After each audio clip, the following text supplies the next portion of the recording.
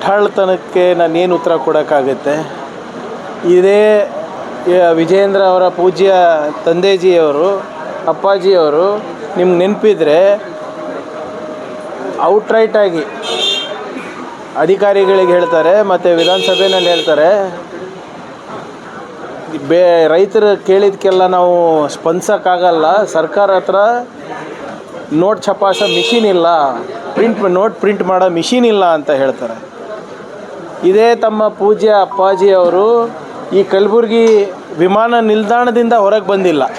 ಹೋದ ಬಾರಿ ವಿಮಾನದಲ್ಲಿ ಸಮೀಕ್ಷೆ ಮಾಡಿಬಿಟ್ಟು ಅಧಿಕಾರಿಗಳ ಜೊತೆನೂ ಕೂಡ ಮೀಟಿಂಗ್ ಮಾಡಲಾರ್ದೆ ಹೋದವರು.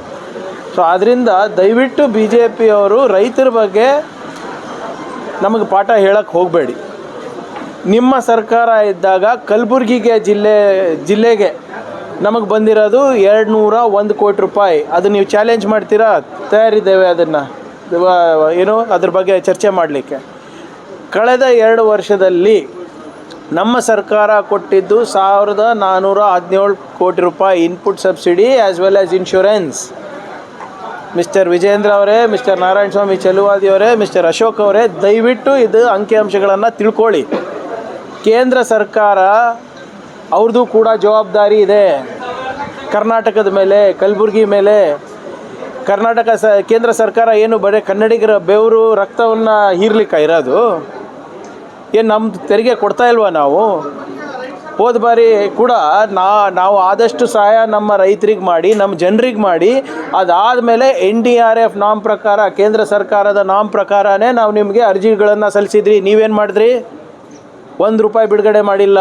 ಅದಾದಮೇಲೆ ನಮ್ಮ ರೈತರ ಹಿತಾಸಕ್ತಿ ಕಾಪಾಡಲಿಕ್ಕೆ ಸುಪ್ರೀಂ ಕೋರ್ಟಿಗೆ ಹೋಗಿದ್ವಿ. ಸುಪ್ರೀಂ ಕೋರ್ಟ್ ಅವರು ಛೀಮಾರಿ ಹಾಕಿ ನೀವು ಅವ್ರಿಗೆ ಕರ್ನಾಟಕದವರಿಗೆ ನೀವು ಪರಿಹಾರ ಕೊಡಬೇಕು ಅಂತಿದ್ದು. ಅದು ನಿಮ್ಮ ಇತಿಹಾಸ ಇದೆ, ತಿಳ್ಕೊಳ್ಳಿ ಫಸ್ಟು.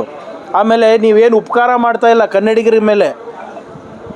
ನಾವು ನಮ್ಮ ಕೆಲಸ ನಾವು ಮಾಡ್ತಾಯಿದ್ದೀವಿ. ನಿಮ್ಮಿಂದ ಏನು ಉಪಕಾರ ಬೇಕಾಗಿಲ್ಲ ನಮಗೆ. ನಾವೇನು ತೆರಿಗೆ ಕೊಡ್ತಾಯಿದ್ದೀವಿ. IT-ನಲ್ಲಿ ನಂಬರ್ 2 ಇದ್ದೀವಿ, GST-ನಲ್ಲಿ ನಂಬರ್ 2 ಇದ್ದೀವಿ. ಇನ್ಫಾರ್ಮೇಷನ್ ಟೆಕ್ನಾಲಜಿ ಎಕ್ಸ್ಪೋರ್ಟ್ಸ್ನಲ್ಲಿ 4.5 ಲಕ್ಷ ಕೋಟಿ ರೂಪಾಯಿ ನಾವು ನಿಮ್ಮ ಕೇಂದ್ರ ಸರ್ಕಾರಕ್ಕೆ ಕೊಡ್ತಾಯಿದ್ದೀವಿ. 1 ರೂಪಾಯಿ ನಮ್ಗೆ ವಾಪಸ್ ಬರ್ತಾ ಇಲ್ಲ. ಇದೆಲ್ಲ ಸ್ವಲ್ಪ ಗಮನಕ್ಕೆ ಇಟ್ಕೊಂಡು ಮಾತಾಡಿ. ಏನು ಸುಮ್ಮನೆ ಪುಕ್ಸಟೆ ನೀವು ಯಾರ ಮೇಲೋ ಏನು ಕನ್ನಡಿಗರ ಮೇಲೆ ದೊಡ್ಡ ಎಹಸಾನ್ ಮಾಡ್ತಾಯಿದ್ದೀವಿ, ದೊಡ್ಡ ಉಪಕಾರ ಮಾಡ್ತಾಯಿದ್ದೀವಿ ಅಂತಲ್ಲ. ನಮ್ಮ ಪಾಲು ನಮ್ಗೆ ಕೊಡಬೇಕು ಅಂತ ಕೇಳ್ತಾ ಇರೋದು ಅಷ್ಟೇ. ಈಗ ಪ್ರತಿ 100 ರೂಪಾಯಿ ಏನು ತೆರಿಗೆ ಕೊಡ್ತೀವಿ, ನಮಗೆ ಬರ್ತಾ ಇರೋದು 12 ರೂಪಾಯಿ ಬರ್ತಾ ಇಲ್ಲ.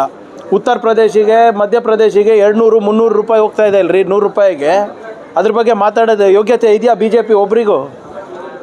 ಈಗ 11 ವರ್ಷ ಆಯಿತು. ಏನು ಮಾಡಿದ್ದಾರೆ ಕರ್ನಾಟಕಕ್ಕೆ? ಏನು ಮಾಡಿದ್ದಾರೆ ಕಲಬುರಗಿಗೆ? ಇವರು ಲೆಕ್ಕ ಕೊಡಲಿ ನೋಡೋಣ. ಸುಮ್ಮನೆ ಇಲ್ಲಿ ಬಂದು ಬಾಯಿಗೆ ಬಂದಂಗೆ ಮಾತಾಡೋಕ್ಕಾಗಲ್ಲ.